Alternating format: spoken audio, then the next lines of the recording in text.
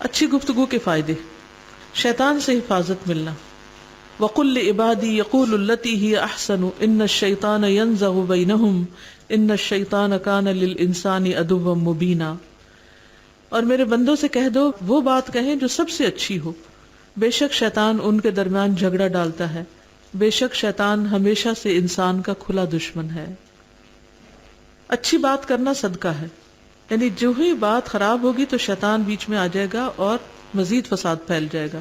جب ایک خراب بات ایک جگہ سے اٹھا کے دوسری جگہ، دوسری سے تیسری جگہ جائے گی تو آگ پھیلتی چلی جائے گی. اچھی بات کرنا صدقہ ہے. ان النبی صلی اللہ علیہ وسلم الکلمۃ الطیبۃ صدقۃ. نبی صلی اللہ علیہ وسلم نے فرمایا اچھی بات بھی صدقہ ہے. ایک اچھی بات بھی آگ سے بچا سکتی ہے. اتقوا النار ولو بشق تمرۃ فإن لم تجد فبکلمۃ طیبۃ. رسول اللہ صلی اللہ علیہ وسلم نے فرمایا جہنم سے بچو خواہ کھجور کا ٹکڑا صدقہ کر کے، اور اگر یہ نہ پاؤ تو اچھی بات کر کے. اچھی بات سے جنت ملنا. وما لنا لا نؤمن باللہ وما جاءنا من الحق ونطمع ان يدخلنا ربنا مع القوم الصالحین فاثابهم اللہ بما قالوا، یہ انڈرلائن کرے، بما قالوا جنات تجری من تحتها الانہار خالدین فیہا وذلک جزاء المحسنین. اور ہمیں کیا ہے کہ ہم اللہ پر اور اس چیز پر ایمان نہ لائیں جو ہمارے پاس حق میں سے آئی، اور ہم یہ امید نہ رکھیں کہ ہمارا رب ہمیں نیک لوگوں کے ساتھ داخل کرے گا. تو اللہ نے اس کے بدلے میں جو انہوں نے کہا انہیں ایسے باغات دیے جن کے نیچے سے نہریں بہتی ہیں، ان میں ہمیشہ رہنے والے ہیں، اور یہی نیکی کرنے والوں کی جزا ہے.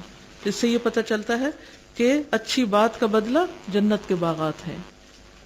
ایک اچھی بات اللہ کی خوشنودی اور درجات کی بلندی کا باعث ہے. ان رسول اللہ صلی اللہ علیہ وسلم قال ان الرجل لا يتكلم بالكلمة من رضوان الله ما كان يظن ان تبلغ ما بلغت يكتب الله له بها رضوانه الى يوم يلقاه.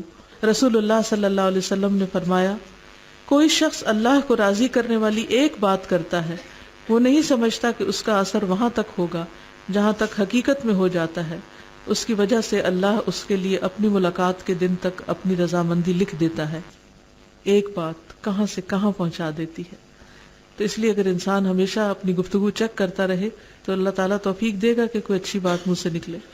ان النبی صلی اللہ علیہ وسلم قال ان العبد لا يتكلم بالكلمة من رضوان الله لا يلقي لها بالا يرفعه الله بها درجات. نبی صلی اللہ علیہ وسلم نے فرمایا بے شک بندہ اللہ کی رضامندی کے لیے ایک بات زبان سے نکالتا ہے، وہ اسے کوئی اہمیت نہیں دیتا مگر اس کی وجہ سے اللہ اس کے درجے بلند کر دیتا ہے. یعنی بعض اوقات ہم اس اچھی بات کو کوئی بڑی چیز بھی نہیں سمجھتے لیکن اللہ کو بہت پسند آ جاتی ہے. اللہ ایسی باتیں ہمارے منہ سے نکلوائے. مغفرت اور جنت کو واجب کرنے والی. ان من موجبات المغفرت بذل السلام وحسن الکلام. نبی صلی اللہ علیہ وسلم نے فرمایا سلام عام کرنا اور اچھا کلام کرنا ایسے اعمال ہیں جو بخشش کو واجب کر دیتے ہیں. سبحان اللہ، خوش قسمت ہے مجھے جنہیں یہ کرنا آتا ہے. انہان انہ لما وفد علی رسول اللہ صلی اللہ علیہ وسلم قال یا رسول اللہ ای شیء یوجب الجنہ قال علیک بحسن الکلام وبذل الطعام. سیدنا ہانی کہتے ہیں کہ میں نے کہا اے اللہ کے رسول صلی اللہ علیہ وسلم کون سی چیز جنت کو واجب کرتی؟ آپ نے فرمایا بس تم عمدہ کلام اور کھانا کھلانے کو لازم پکڑ لو. سلامتی سے جنت میں لے جانے کا باعث. افش السلام واطب الکلام وصل الارحام وقم باللیل والناس نیام تدخل الجنت بسلام. نبی صلی اللہ علیہ وسلم نے فرمایا سلام پھیلاؤ، اچھی گفتگو کرو، صلہ رحمی کرو، اور رات کو جب لوگ سو رہے ہو تو تم قیام کرو، سلامتی کے ساتھ جنت میں داخل ہو جاؤ گے. یہاں بھی اچھی گفتگو کی فضیلت. جنت میں خوبصورت بالا خانے. قال رسول اللہ صلی اللہ علیہ وسلم ان فی الجنت لغرفا یرا بطونها من ظہورها وظہورها من بطونها فقال اعرابی یا رسول اللہ لمن ہی؟ قال لمن اطاب الکلام واطعم الطعام وصلى للہ باللیل والناس نیام. رسول اللہ صلی اللہ علیہ وسلم نے فرمایا جنت میں ایسے بالا خانے ہیں جن کا اندرونی حصہ باہر سے ہی نظر آتا ہے اور بیرونی حصہ اندر سے نظر آتا ہے. ایک دیہاتی نے پوچھا یا رسول اللہ یہ کس کے لیے ہیں؟ فرمایا اس شخص کے لیے جو اچھی بات کرے، کھانا کھلائے، اور جب لوگ رات کو سو رہے ہوں تو صرف اللہ کے لیے نماز ادا کرے. اتنا بڑا ریوارڈ ہے. تہجد کی نماز کے لیے کہا جا رہا ہے کہ جب لوگ سو رہے ہوں اس وقت نماز پڑھے. اچھی گفتگو کے اچھے جسمانی اثرات، جیسے اس روز بھی بات ہوئی تھی کہ زبان کا دل سے تعلق ہوتا ہے، اور زبان جو کچھ بولتی ہے اس کے اثرات دل پر بھی ہوتے ہیں، اور دل جو ہے وہ باقی باڈی کو کنٹرول کرتا ہے. تو اگر دل خوش ہے تو باقی جسم بھی صحت مند چاق و چوبند ہے، اور اگر دل ناخوش ہے تو اس کے اثرات باقی جسم پر بھی سستی اور بیزاری کی شکل میں پڑیں گے. تو نیٹ پہ کچھ سرچ کی گئی تو اس میں چائنیز طریقہ علاج میں وہ جب تشخیص کرتے ہیں تو زبان کھول کے دیکھتے ہیں. یہاں ہمارے یہاں بھی کئی حکیم حضرات ایسے کرتے ہیں، اور انہوں نے تصویریں دی ہوئی ہیں، آپ کھول کے خود بھی دیکھ سکتے ہیں کہ مختلف طرح کی زبان جو ہے، جو اگر ایک کٹ ہے بیچ میں یا زیادہ کٹ ہے، یا اس کا کلر فرق ہے، یا اس میں ڈاٹس ہیں یا کچھ، تو کس طرح اس سے دل کی حالت کا پتہ چلتا ہے کہ دل میں ہیٹ زیادہ ہے کم ہے، اور دل کا فنکشن کیسے ہے. اور جب دل کا فنکشن بہتر ہوتا ہے، اذا صلحت صلح الجسد کلہ، تو سارے جسم کا فنکشن بہتر ہو جاتا ہے، جیسے حدیث میں آتا ہے. تو یہ عجیب چیز ہے کہ دل اور زبان کا جسمانی رابطہ بھی ہے، اور گفتگو جو ہے وہ ہمارے جسم پر بھی اثر انداز ہوتی ہے، کیونکہ جو کچھ ہم بولتے ہیں ہمارے ایک ایک سیل اس سے متاثر ہو رہا ہوتا ہے.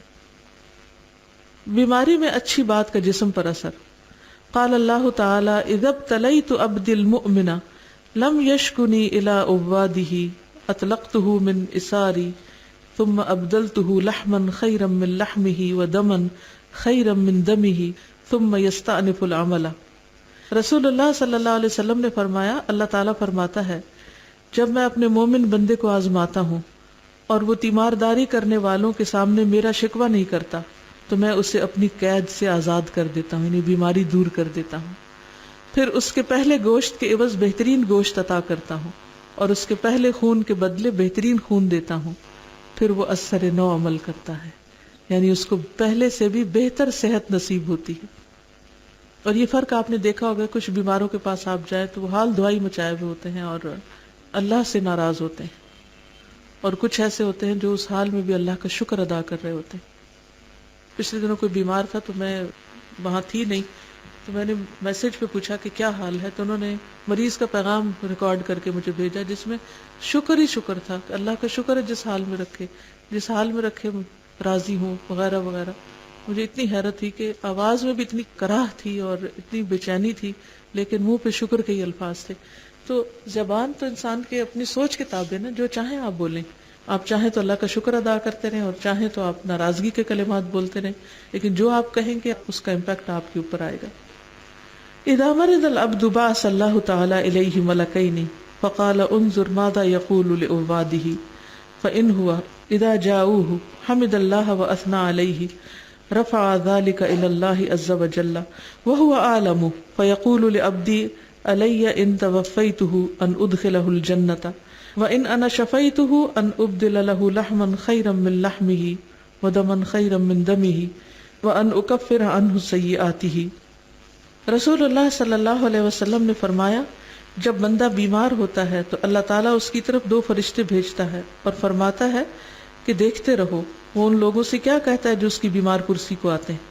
اگر وہ ان کے سامنے اللہ تعالیٰ کی حمد و ثنا کرتا ہے تو وہ دونوں فرشتے اس حمد و ثنا کو اوپر اللہ عز و جل کی طرف لے کر چڑھ جاتے ہیں، حالانکہ وہ اسے خوب جانتا ہے. تو وہ فرماتا ہے میرے بندے کا مجھ پر حق ہے کہ اگر میں اسے فوت کر دوں تو اس کو جنت میں داخل کروں گا، اور اگر میں اسے شفا دوں گا تو اسے اس کے پہلے گوشت سے اچھا گوشت اور اس کے پہلے خون سے اچھا خون عطا کروں گا، اور میں اس سے اس کی برائیوں کو دور کر دوں گا. یعنی اللہ تعالیٰ فرشتوں کو بھی گواہ بناتے ہیں. بیماری کو برا بھلا نہ کہنے سے جسم کی طہارت. عن جابر بن عبداللہ ان رسول اللہ صلی اللہ علیہ وسلم دخل علی ام السائب او ام المسیب فقال ما لك یا ام السائب او یا ام المسیب تزفزفین قالت الحمى لا بارك الله فيها فقال لا تسب الحمى فإنها تذهب خطايا ابن بني آدم كما يذهب الكير الخبث الحديد. سیدنا جابر بن عبداللہ بیان کرتے ہیں کہ رسول اللہ صلی اللہ علیہ وسلم ام سائب یا ام مسیب کے ہاں تشریف لائے. آپ صلی اللہ علیہ وسلم نے فرمایا اے ام سائب ام مسیب تمہیں کیا ہوا، تم کانپ رہی ہو. اس نے عرض کیا بخار ہے، اللہ اس میں برکت نہ کرے. تو آپ نے فرمایا بخار کو برا نہ کہو، کیونکہ بخار بنی آدم کے گناہوں کو اس طرح دور کرتا ہے جس طرح بھٹی لوہے کے میل کو چیل کو دور کر دیتی. تو ان کے منہ سے ایسے الفاظ نکلے کہ جیسے ایک طرح سے بخار کو کوس رہی تھی. تو آپ نے فرمایا کہ اس کو برا بھلا نہ کہو، یعنی تکلیف دینے والی چیز کو بھی برا بھلا نہ کہو، کیونکہ یہ تمہاری، وہ جیسے کعب کو کہا تھا نا ابشر یا کعب، یعنی بیماری آئی ہے تمہیں پاک کرنے کے لیے. حقیقت یہ ہے کہ جب ہم اپنی روز مرہ کی روٹین میں دوڑ رہے ہوتے ہیں، ہمیں اپنی بہت سی برائیاں اور غلطیاں نظر نہیں آتی، ہمیں اپنی کوتاہیاں نظر نہیں آتی، ہمیں اپنے بارے میں غور و فکر کا موقع ہی نہیں ملتا. لیکن جب اللہ تعالیٰ لٹا دیتا ہے نا بیڈ پہ اور سارے کام کاج چھڑا دیتا ہے، پھر انسان وہ کچھ سوچتا ہے دن اور رات میں کہ اس کے بغیر سوچ سکتا ہی نہیں. یعنی وہ کچھ یاد آنے لگتا ہے جو عام دنوں میں بھولا رہتا ہے انسان کاموں کی مصروفیت کی وجہ سے. پھر انسان توبہ بھی کرتا ہے، پھر جو تکلیف اٹھاتا ہے اس کے ایک ایک لمحے پر اجر ملتا ہے، اس کو صبر کا اجر ملتا ہے. انما یوفی الصابرون اجرهم بغیر حساب. پھر بعض بیماریاں جسمانی طور پر انسان کو صاف کر دیتی ہیں، جیسے بخار کے بارے میں آتا ہے کہ وہ ٹاکسنس کو جلا دیتا ہے. تو اس لیے اللہ تعالیٰ کے ہر فیصلے میں خیر ہوتی. تو جب کوئی بیماری آئے تو یہ نہیں کہ علاج نہ کریں یا کہے کہ شکر بیماری آئی ہے، یہ نہیں، اللہ تعالیٰ سے صحت کی دعا کریں اور اللہ سے اچھا گمان رکھیں، لیکن اس بیماری کو برا بھلا نہ کہیں اور لوگوں کے سامنے بہت حال دعائی نہ مچائیں. کوئی اس پر کچھ کہنا چاہے گا؟ جی بولیے. السلام علیکم. استاذہ کافی عرصے سے طبیعت خراب رہتی تھی، تو ایک دفعہ میری ایک فرینڈ میرے پاس آئی، مجھے کہتی ہے کہ 2 مہینے ہو گئے بخار ہے. کچھ سوچا ہے کیوں بخار ہے؟ ڈیلی بخار ہے اور شیورنگ کے ساتھ ہوتا تھا بخار. تو پھر اس نے مجھے کہا کہ صبح کے ٹائم ہوتا ہے اور شام تک جاتا ہے، رات کو ختم ہو جاتا تھا. تو پھر میں نے سوچا کہ صبح میں کون سا ایسا کام کرتی ہوں جو صبح ہی بخار ہوتا ہے. وہ یہ تھا کہ پورے دن تک جو لوگوں کی باتیں ہوتی تھیں وہ اس کو اندر رکھ لینا، اور صبح پھر سارا سوچتی تھی کہ آج اس کو یہ کہنا، اس کو وہ کہنا. وہ صبح ہی بخار ہو جاتا تھا. تو جب سے یہ چیز ریڈیوس کی، ختم کی، یعنی کہ صبح سوچنا بند کیا، تو الحمدللہ بخار چڑھنا ختم ہو گیا. بعض اوقات ایسی چیز باتیں کرتی ہیں، نہیں بھی کرتی، اللہ سبحانہ سوچتے وتعالیٰ ہیں روک دیتا ہے نا، روکنے کے لیے وہ جو دوڑ ہوتی ہے بعض اوقات صحیح طرف نہیں جا رہی ہوتی ہے ہماری، چاہے سوچ کی دوڑ ہو، منفی سوچے سوچ رہے ہوتے ہیں.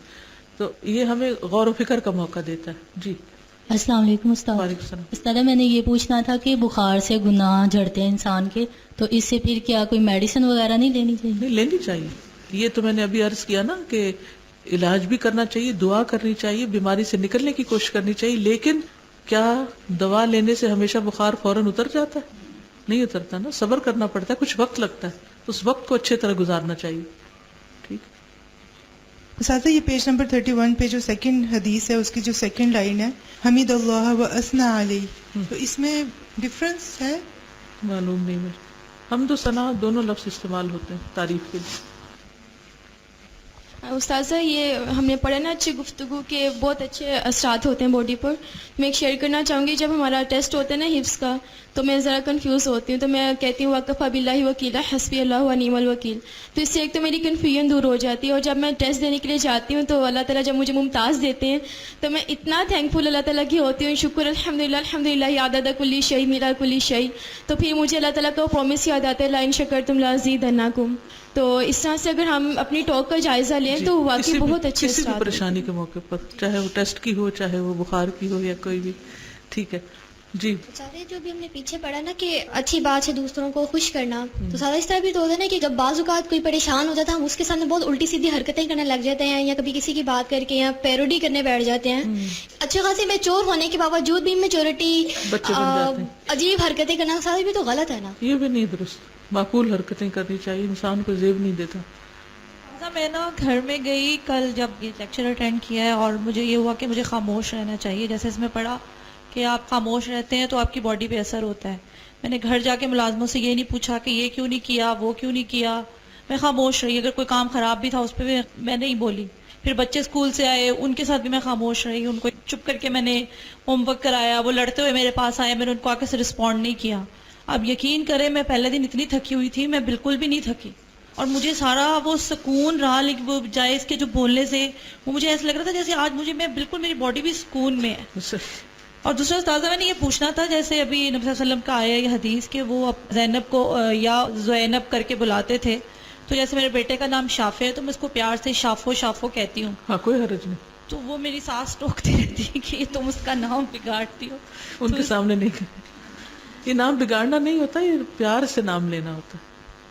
السلام علیکم. وعلیکم السلام. استاذہ مجھے یہ پوچھنا تھا کہ بعض اوقات ہم لوگ اپنے دل میں کسی کے لیے جو شکوے شکایات ہوتے ہیں کسی دوسرے سے شیئر کر لیتے ہیں، لیکن اس کے بعد پھر توبہ بھی کر لیتے ہیں، اور مطلب اسی رویے کے اوپر بعض اوقات ہم اس کے بعد کہتے ہیں کہ اچھا چلو اللہ جیسے رکھے اللہ کا شکر ہے. تو یہ کس رویے میں آ جاتی ہے چیز؟ آپ خود ہی بتائیے، آپ کیا کہتے ہیں؟ جیسے کسی کے لیے شکوہ ہو، وہ بات کسی سے مطلب دل میں رکھنے کی کوشش کریں لیکن نہ رکھی جائے. انما اشکو بثی وحزنی اللہ پڑھا کریں، ٹھیک. واللہ بصیر بالعباد.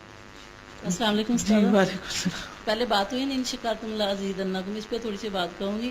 ہم نے شیخ پورہ برانچ سے جب آپ کے کورس کا پتہ چلا نا تو سب کا بڑا دل کیا کہ یہ ہم کورس انشاءاللہ ضرور کریں گے. تو سب نے کوشش گھر میں شروع کر دی کہ ہمیں پرمیشن مل جائے. تو سارے کر رہے تھے، میرا بھی بڑا دل چاہ رہا تھا، لیکن کچھ مسائل تھے کہ گھر میں کوئی نہیں تھا جس کو میں چھوڑ کے آ سکتی. تو ہم نے نا اس دن سے نوافل وغیرہ تو دعا کرنی شروع کر دی، دعا نوافل پڑھنی شروع کر دیے. تو الحمدللہ پرمیشن مل گئی. پھر کچھ لوگ جو ادھر ہاسٹل رہنے لگے، پھر ان کی طرف دیکھ کے اور زیادہ خواہش بڑھنے لگی. لیکن فوراً میرے دل میں آیا کہ اللہ تعالیٰ نے اتنی بڑی نعمت تو دے دی کہ اجازت مل گئی ہے، اگر ہم اس پہ بھی نہ شکری کریں گے تو پھر اللہ تعالیٰ ہو سکتا ہے نعمت چھینے. میں نے اس کو کہنا شروع کر دیا. میرے ساتھ جو ایک اور ہم 4 لوگ آتے ہیں نا روزانہ، تو وہ کہنے لگی. میں نے ان کو بھی یہی بات کہی. تو پھر دوسرے دن ہوا کہ تیسرا دن تھا نا، تو میرا دل کیا کہ ایک دن ہی استاذہ کے ساتھ سیشن میں بھی تھوڑی دیر اس کو وقت کو گزار لوں. تو میں نے گھر میں بات کی، میں اسی بات کو کر دی تھی، لئن شکرتم لازیدنکم. اس بات کو میں نے بڑے دل سے کیا کہ اگر شکر کریں گے ہو سکتا ہے اللہ تعالیٰ ہمیں پھر موقع دے دے رہنے کا. تو میں نے پوچھا تو میرے ہسبینڈ نے فوراً اجازت دے دی. تو مجھے اس بات پہ بڑا شکر آیا کہ میں نے اس پہ شکر ہم نے اس نعمت پہ کیا. تو انہوں نے کیسے دیا، اللہ تعالیٰ نے خیالدار دیا مجھ کو اجازت دی. اعوذ باللہ پڑھنے سے غصے کا زائل ہو جانا. ان سلیمان بن سرد قال استب رجلان عند النبي صلی اللہ علیہ وسلم ونحن عنده جلوس واحدهما يسب صاحبه مغضبا قد احمر وجهه وقال النبي صلی اللہ علیہ وسلم انی لعالم کلمة لو قالها لذهب عنه ما يجد لو قال اعوذ باللہ من الشیطان الرجیم فقالوا للرجل الا تسمع ما يقول النبي صلی اللہ علیہ وسلم قال انی لست بمجنون. سیدنا سلیمان بن سرد کہتے ہیں کہ 2 آدمیوں نے نبی صلی اللہ علیہ وسلم کے نزدیک گالی گلوچ کیا، یعنی آپ کی مجلس میں. ہم بھی وہاں بیٹھے ہوئے تھے. اس وقت ان میں سے ایک دوسرے کو غصے کی حالت میں گالی دے رہا تھا اور اس کا چہرہ سرخ ہو گیا تھا. تو نبی صلی اللہ علیہ وسلم نے فرمایا میں ایک ایسا کلمہ جانتا ہوں، اگر یہ کہہ دے تو اس کی غصے کی حالت چلی جائے. اگر یہ اعوذ باللہ من الشیطان الرجیم کہہ لے. لوگوں نے اس آدمی سے کہا کیا تو سن رہا ہے؟ نبی صلی اللہ علیہ وسلم کیا فرما رہے ہیں؟ اس نے کہا میں دیوانہ نہیں، یعنی اپنی غلطی نہیں مانی. ہوتا یہ کہ غصے میں یہی حال ہوتا ہے کہ انسان کی سوچنے سمجھنے کی صلاحیت ماری جاتی ہے. لیکن اس بہانے ہمیں پتہ چل گیا کہ کیا پڑھنا ہے. چوٹ لگنے پر بسم اللہ پڑھنے کا اثر. ان طلحہ قال لما كان يوم احد اصابني السهم فقلت حس فقال لو قلت بسم الله لطارت بك الملائكة والناس ينظرون اليك. سیدنا طلحہ کہتے ہیں کہ احد کے دن مجھے تیر لگا تو میں نے کہا. رسول اللہ صلی اللہ علیہ وسلم نے فرمایا اگر تم بسم اللہ کہتے تو فرشتے تمہیں اٹھا لیتے اور لوگ دیکھ رہے ہوتے. بری گفتگو کا برا اثر.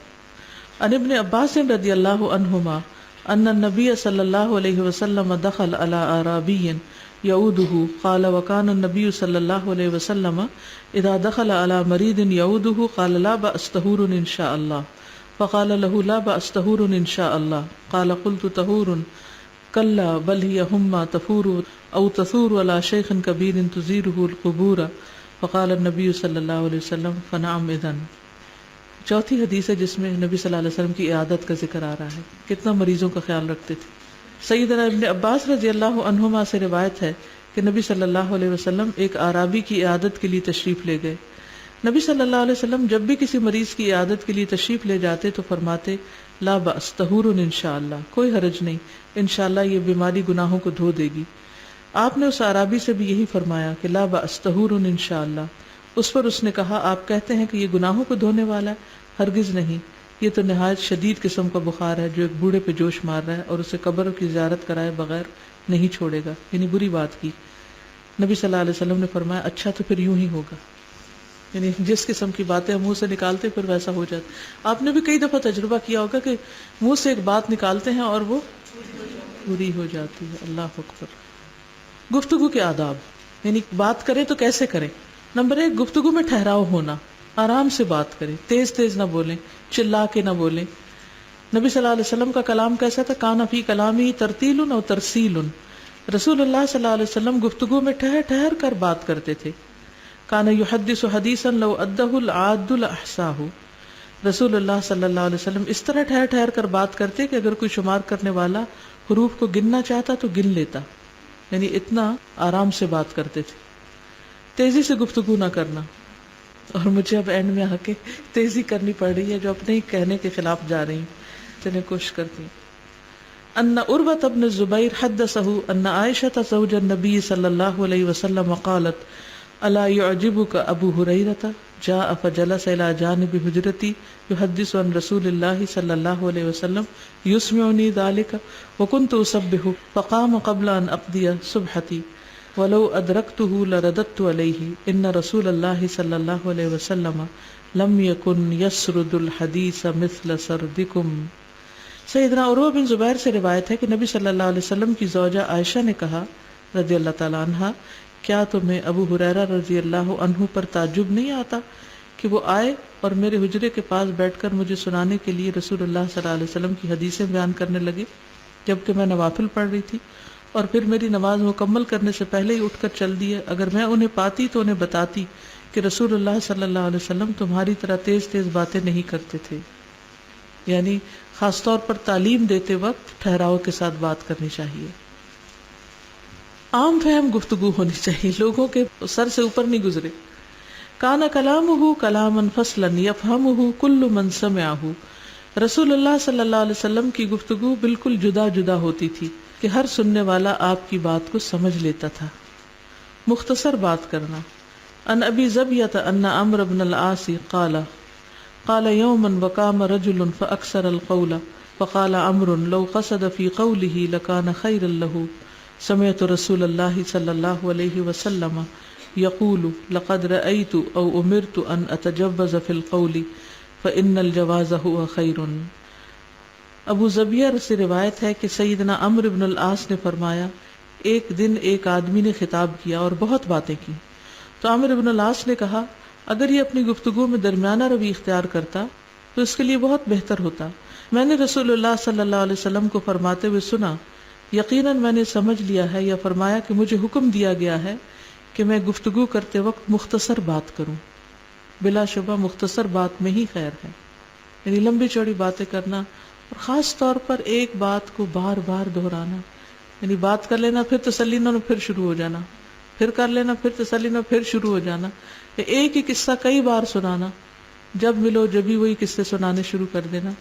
تو یعنی چند باتیں رٹ لینا اور پھر ہر وقت ان کو دہراتے رہنا، ان چیزوں سے باز آنا چاہیے کیونکہ اس سے دوسروں کو کوفت ہوتی ہے.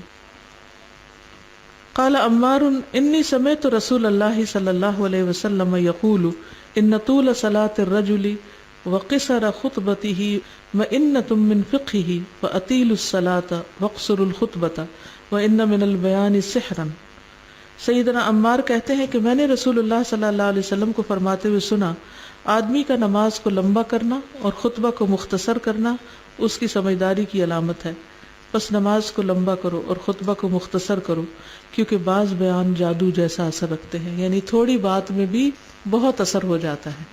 ضروری نہیں ہوتا کہ ہم لمبی چوڑی باتیں کریں تبھی دوسرے کو سمجھ آئے گی، چھوٹی بات بھی سمجھانے میں بہت اچھا اثر ڈالتی ہے. ضروری بات 3 دفعہ دہرانا. عن ابی سلام عن رجل خدم النبی صلی اللہ علیہ وسلم ان النبی صلی اللہ علیہ وسلم کان اذا حدث حدیثا اعادہ 3 مرات. سیدنا ابو سلام سے منقول ہے، انہوں نے نبی صلی اللہ علیہ وسلم کے ایک خادم سے روایت کیا کہ نبی صلی اللہ علیہ وسلم جب کوئی بات کرتے تو اپنی بات کو 3 بار دہراتے، یعنی خادم کو خاص طور پر، تاکہ اسے سمجھ آ جائے.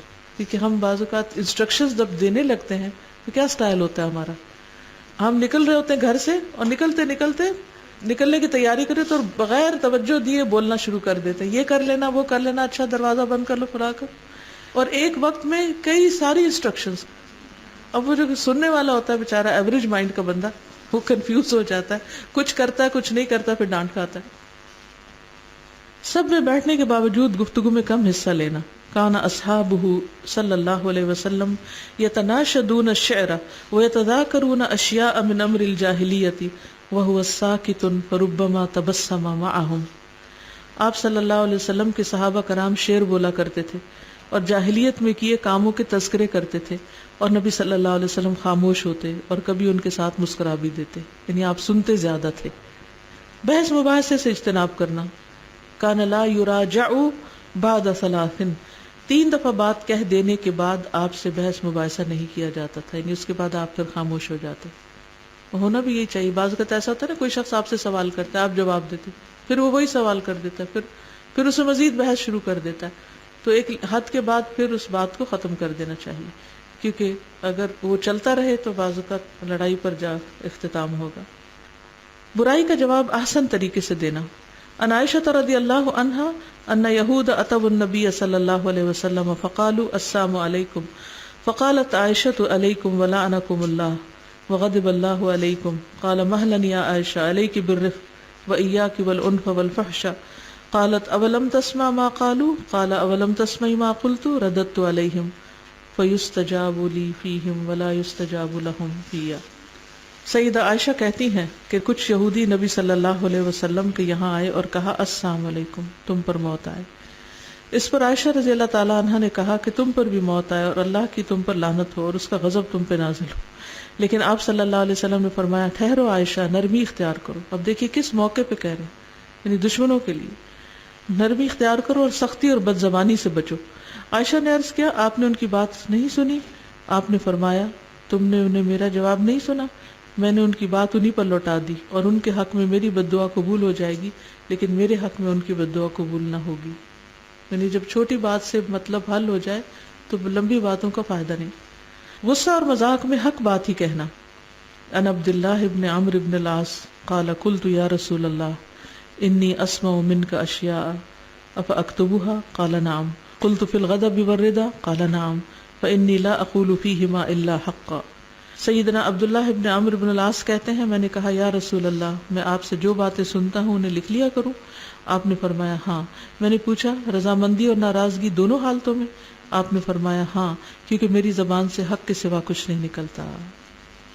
عن ابی ہریرہ عن رسول اللہ صلی اللہ علیہ وسلم انہ قال انی لا اقول الا حقا، یہ لا ہے، لا اقول الا حقا.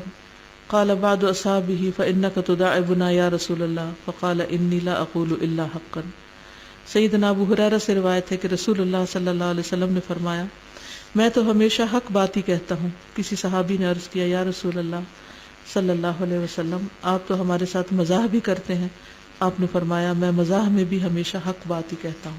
یعنی ہنسی مذاق منع نہیں ہے، لیکن جھوٹ سے ہنسانا کسی کو درست نہیں. الحمدللہ کتاب مکمل ہوئی. دعائیں تو آپ پڑھ چکے ہیں، ان دعاؤں کو ہم ویسے ہی اختتام پر مانگ لیتے ہیں. اردو مانگوں گی کیونکہ عربی آپ کو آ گئی ہے. اے اللہ مجھے میرے کانوں، میری آنکھوں، میری زبان اور میرے دل کے شر سے اور منی کے شر سے عافیت میں رکھ. اے میرے رب میری مدد فرما، میرے خلاف کسی کی مدد نہ کر. میری نصرت فرما، میرے خلاف کسی کی نصرت نہ کر. میرے حق میں تدبیر فرما، میرے خلاف تدبیر نہ کر. میری رہنمائی فرما اور ہدایت کو میرے لیے آسان فرما دے، اور جو میرے خلاف بغاوت کرے اس کے مقابلے میں میری مدد فرما. یا اللہ مجھے اپنا شکر گزار، اپنا ذکر کرنے والا، تجھی سے ڈرنے والا، اپنا ازہد اطاعت گزار، تیرے لیے بہت ہی تواضع کرنے والا اور بار بار پلٹ کر آنے والا بنا دے.